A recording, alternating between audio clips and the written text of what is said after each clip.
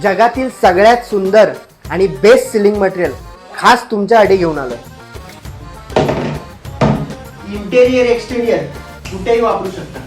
Ceiling केल्यामुळे बाहेरून येणारी जी हीट आहे ती कंट्रोल केली जाते आणि घरामध्ये गारवा जाणवतो.